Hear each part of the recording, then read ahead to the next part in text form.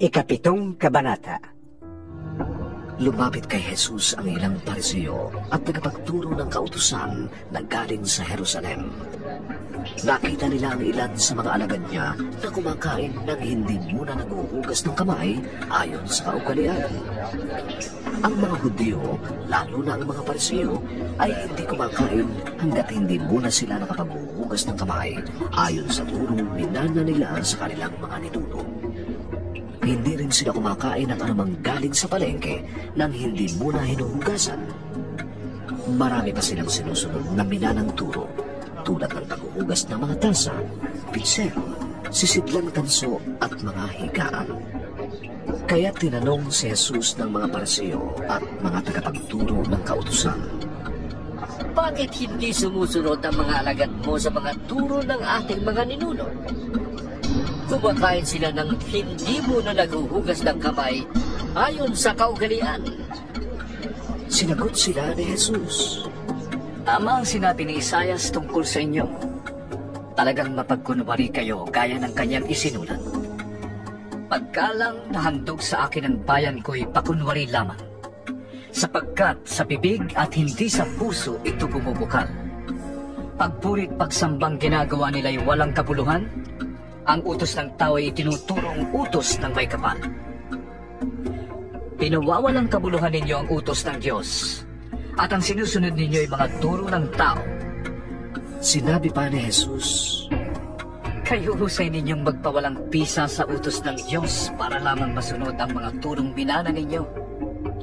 Halimbawa, iniutos ni Moises, igalang mo ang iyong ama't ina, at ang magsalita ng masama sa kanyang ama o ina ay dapat mamatay. Ngunit itinuturo naman ninyo na kapag sinabi ng isang tao sa kanyang ama o ina, ang anumang maitutulong ko sana sa inyo ay korban, inihandog ko na sa Diyos. ang taong iyon ay wala ng tungkuling tumulong sa kanyang ama o ina. Sa gayong paraay binabaliwala ninyo ang salita ng Diyos sa pamamagitan ng mga itinuturo ninyo. At marami pa kayong ginagawang katulad yun. Muling pinalapit ni Jesus ang mga tao at sinabi sa kanila, Makinig kayong lahat at unawain ang aking sasabihin. Hindi ang pumapasok sa bibig ang nakakapagparumi sa tao, kundi ang lumalabas sa kanya. Iniwan ni Jesus ang mga tao at nang makapasok na siya sa bahay, siya'y tinanong ng kanyang mga alagad tungkol sa talinghaga. Kayo rin ba'y hindi pa nakakaunawa?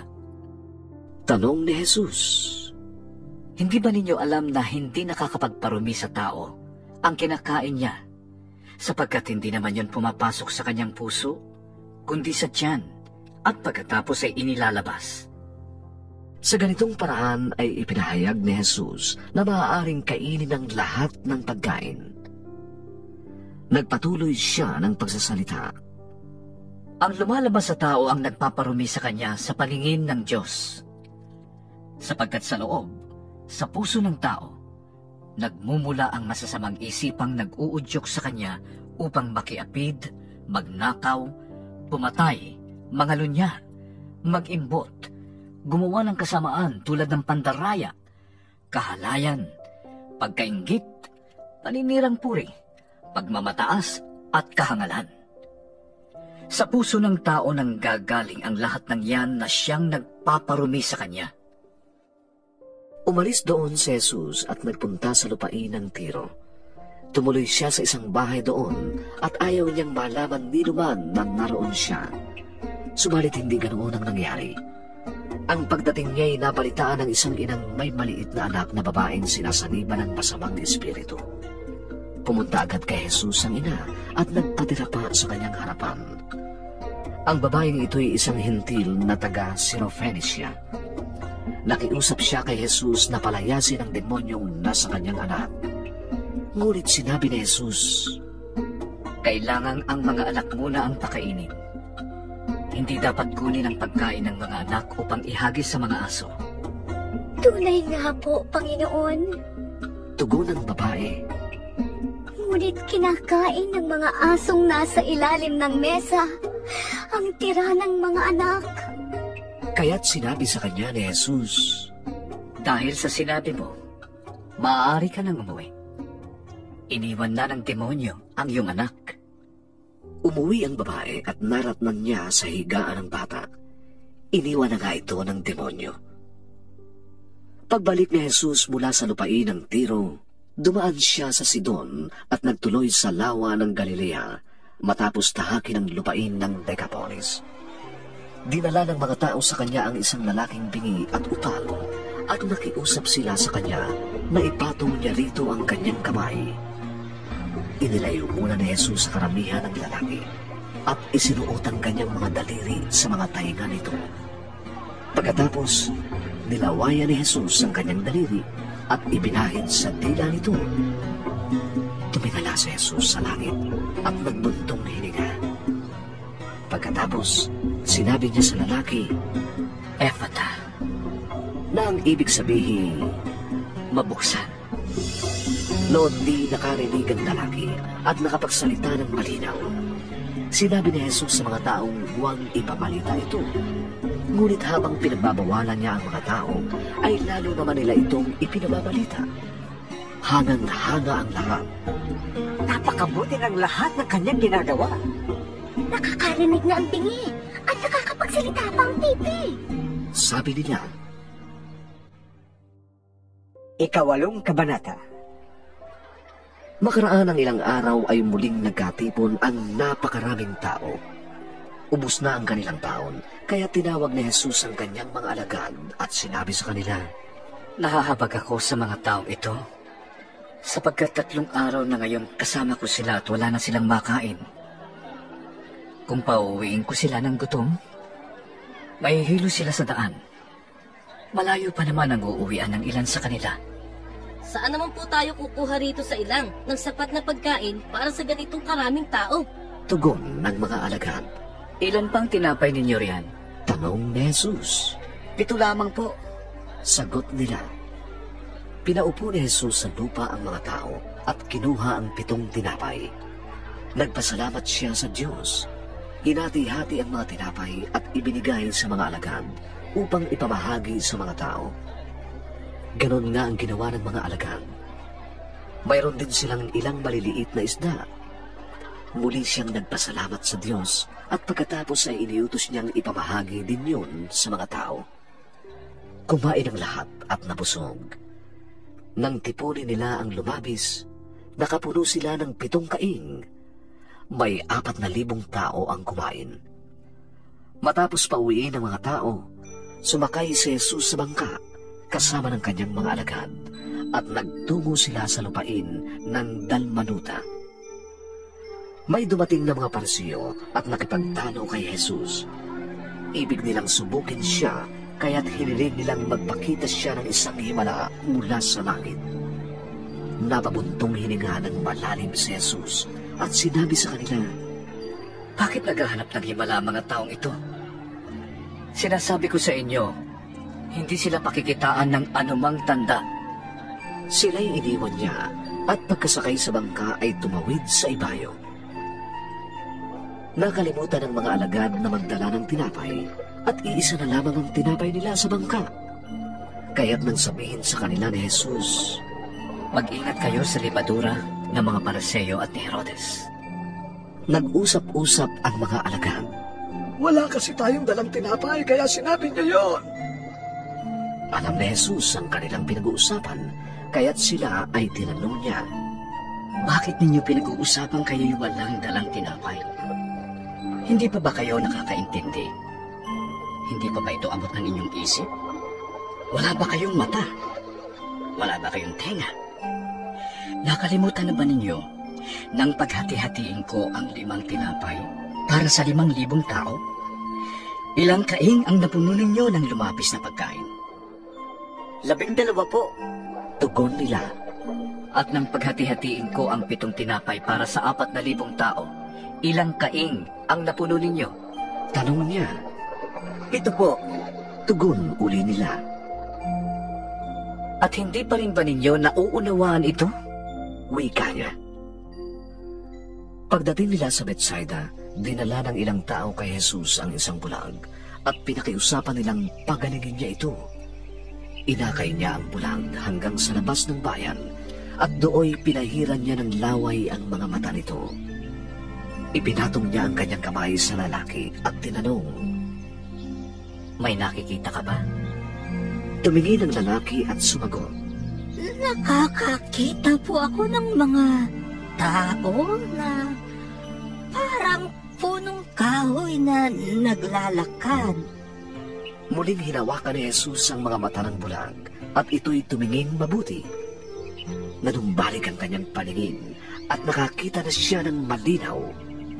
Sinabi sa kanya ni Jesus, Umuwi ka na. Huwag ka nang bumalik sa bayan. Si Jesus at ang kanyang mga alagad ay nagpunta sa mga nayon ng Cesarea ng Filipos. Habang sila'y naglalakbay, tinanong niya ang kanyang mga alagad, Sino raw ako? Ayon sa mga tao. Sumagot sila, Ang sabi po ng ilan ay si Juan na tagapagbautismo kayo. Sabi naman ng iba, si Elias kayo. May nagsasabi namang isa kayo sa mga propeta. Kayo naman, anong masasabi ninyo? Sino ako? tanong niya. Sumagot si Pedro, Kayo po ang Mesiyas.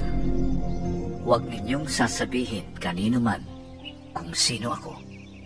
mahigpit na utos niya sa kanila. Mula noon, ipinaalam na ni Jesus sa mga alagad ang mangyayari sa kanya. Sinabi niya, Ang anak ng tao ay dapat magdanas ng maraming hirap. Siya itatakwil ng mga pinuno ng bayan, ng mga punong pari ng mga Hudyo, at ng mga tagapagturo ng kautusan. Siya ipapapatay, ngunit muling mabubuhay sa 3 araw.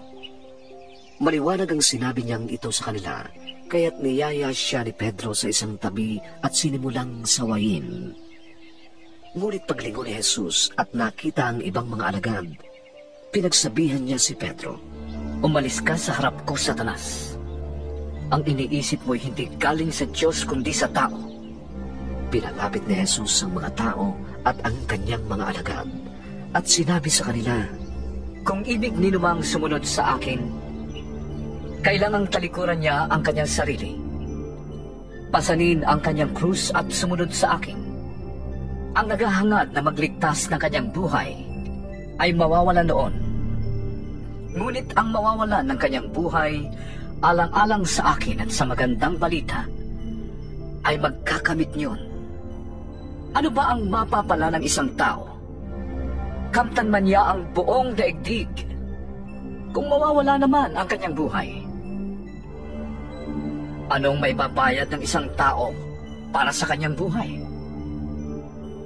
Kapag ako at ang aking mga salita ay ikinahiya ng sino man sa mga taksil at pakasalanang mga tao sa panahong ito, ikakahiya rin siya ng anak ng tao pagparito niya na taglay ang dakilang kapangyarihan ng kanyang ama at kasama ang mga banal na anghel.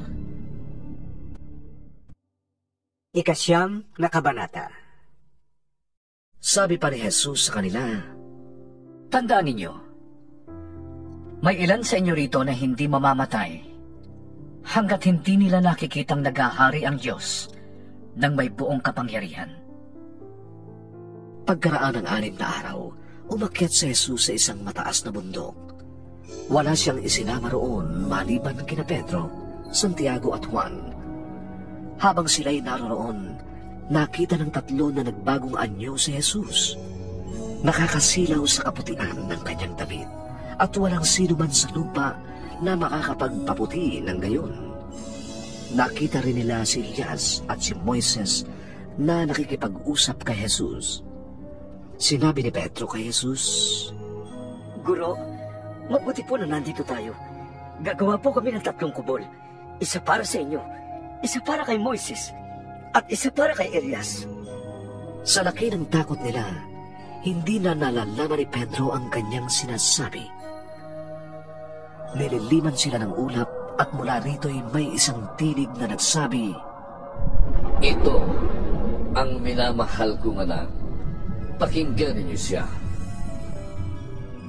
Nang tumingin sa paligid ng mga alagad, wala na silang nakita kundi si Jesus.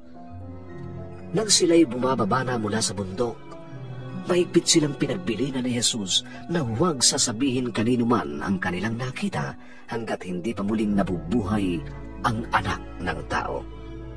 Sinunod nila ang tagubiling ito, ngunit sila'y nagtanungan kung ano ang kahulugan ng sinabi niyang muling pagkabuhay. At tinanong nila si Jesus, Bakit po sinasabi ng mga tagapagturo ng kautusan na dapat munang dumating si Elias? Tumugon siya, Darating nga muna si Elias upang ihanda ang lahat ng bagay. Kung gayon, bakit sinasabi sa kasulatan na ang anak ng tao'y hahamakin at magtitiis ng maraming hirap? Sinasabi ko sa inyo, dumating na nga si Elias at ginawa sa kanya ng mga tao ang ibig nila ayon sa nasusulat tungkol sa kanya. nang magbalik sila, naratnan nila ang ibang mga alagad na naliligid ng napakaraming tao at ng mga tagapagturo ng kautusan na nakikipagtalo sa kanila. Nagulat ang mga tao nang makita nila si Jesus. Patakbo silang sumalubong at bumati sa kanya. Tinanong ni Jesus ang kanyang mga alagad, Anong pinagtatalunan ninyo ng mga tao? Sumagot ang isa mula sa karamihan, Guro, dinala ko po rito sa inyo ang aking anak na lalaki dahil siya'y sinasaniban ng masamang espiritu at hindi makapagsalita. Tuwing siya'y sasaniban ito, siya'y binubuhal. Bumubula ang kanyang bibig. Nagagalit ang kanyang mga ngipin at siya'y naninigas. Hiniling ko po sa inyong mga alagad na palayasin nila ang masamang espiritu. Ngunit hindi nila mapalayas. Sinabi ni Jesus sa kanila, Mga taong walang pananampalataya. Hanggang kailan ako dapat na manatiling kasama ninyo? Hanggang kailan ko kayo pagtitiisan? Dalhin niyo rito ang bata. at dinala nga nila ito sa kanya. Nang si Jesus ay makita ng Espiritu, biglang pinapangisay nito ang bata. Ang bata'y natumba sa lupa at gumulong-gulong na bumubula ang bibig. Kailan pa siya nagkaganyan? Tanong ni Jesus sa ama. Simula po nung bata pa siya. Tugon niya. Madalas siyang ihagis ng masamang espiritu sa apon at sa tubig upang patayin. Para na ninyong awa, tulungan po ninyo kami. Kung may magagawa kayo. Kung may magagawa ako, Ulit ni Jesus. mangyayari ang lahat sa sinumang may pananalig. Agad sumagot ng malakas ang ama ng bata. Nananalig po ako. Tulungan po ninyo akong madagdagan pa ang aking pananampalataya. Nang makita ni Jesus na dumadami ang mga tao, sinabi niya sa masamang espiritu, Inuutusan kita, espiritu ng pagkabibi at pagkabingi. Lumabas ka sa bata at huwag ka nang babalik sa kanya. Nagsisigaw ang masamang espiritu. Pinapangisay ang bata at saka lumabas. Naging mistulang bangkay ang bata, kaya't sinabi ng marami, Patay na siya. Subalit ang bata'y hinawakan ni Jesus sa kamay, ipinangon, at ito'y tumindig. Nang pumasok si Jesus sa bahay, palihim siyang tinanong ng kanyang mga alagad. Bakit po hindi namin mapalayas ang masamang espiritong yon? Sumagot si Jesus. Mapapalayas lamang ang ganitong uri ng espiritu sa pamamagitan ng panalangin. Pag-alis nila roon, nagdaan sila sa Galilea. Ayaw ni Jesus na malaman ng mga tao ang kanyang kinaroroonan dahil tinuturuan niya noon ang kanyang mga alagad. Sinabi niya sa kanila, Ang anak ng tao ay pagtataksilan at papatayin. Ngunit siya'y mabubuhay sa ikatlong araw. Hindi nila naunawaan ang sinabi niya, ngunit natatakot naman silang magtanong sa kanya. Dumating sila sa Capernaum. Nang sila'y nasa bahay na, tinanong ni Jesus ang kanyang mga alagad. Ano ang pinagtatalunan ninyo sa daan? Hindi sila makasagot dahil ang pinagtatalunan nila ay kung sino sa kanila ang pinakadakila. Naupo si Jesus, tinawag ang 12 at sinabi, Ang sinumang nagnanais maging una ay dapat maging huli sa lahat at maging lingkod ng lahat. Tinawag niya ang isang maliit na bata at pinatayo sa harap nila. Pagkatapos, kinalong niya ito at sinabi, Ang sinumang tumanggap sa isang maliit na batang tulad nito, alang-alang sa akin, ay tumatanggap sa akin. At ang sinumang tumanggap sa akin, ay hindi lamang ako ang kanyang tinatanggap, kundi pati na rin ang nagsugo sa akin. Sinabi sa kanya ni Juan, Guro, nakakita po kami ng isang taong nagpapalaya sa mga demonyo sa pamamagitan ng inyong pangalan. Pinagbawalan namin siya sapagkat hindi natin siya kasamahan. Ngunit sinabi ni Jesus, Huwag ninyo siyang pagbawalan, sapagkat kung ang isang tao ay gumagawa ng himala sa pamamagitan ng pangalan ko, hindi siya kaagad-agad na makakapagsalita ng masama laban sa akin. Ang hindi laban sa atin ay panig sa atin. Sinasabi ko sa inyo, ang sinumang magbigay sa inyo ng isang basong tubig dahil sa kayo'y tagasunod ko, ay tiyak na tatanggap ng gantimpala. Mabuti pa sa isang tao ang siya'y bitinan ng isang malaking gilingang bato sa leeg at itapon sa dagat, kaysa maging sanhi ng pagkakasala ng isa sa maliliit na ito na nananalig sa akin. Kung ang kamay mo ang nagiging sanhi ng iyong pagkakasala, putulin mo. Mabuti pang pumasok ka sa langit na putol ang isang kamay, kaysa may 2 kamay na mapunta ka sa impyerno, sa apoy na hindi mamamatay.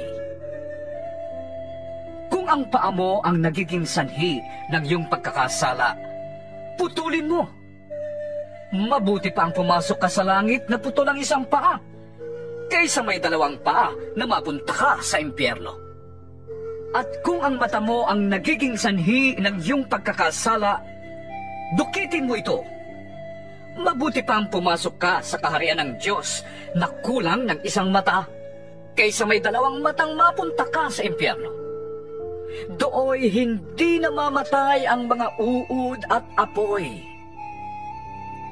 sapagkat ang bawat isa'y dadalisayin sa apoy. Mabuti ang asin, ngunit kung ito'y mawala ng alat, paano ito mapapaalat na muli? Magtaglay kayo ng asin ng pagkakaibigan sa inyong puso, at sa gayon, magiging mapayapa ang inyong pagsasamahan.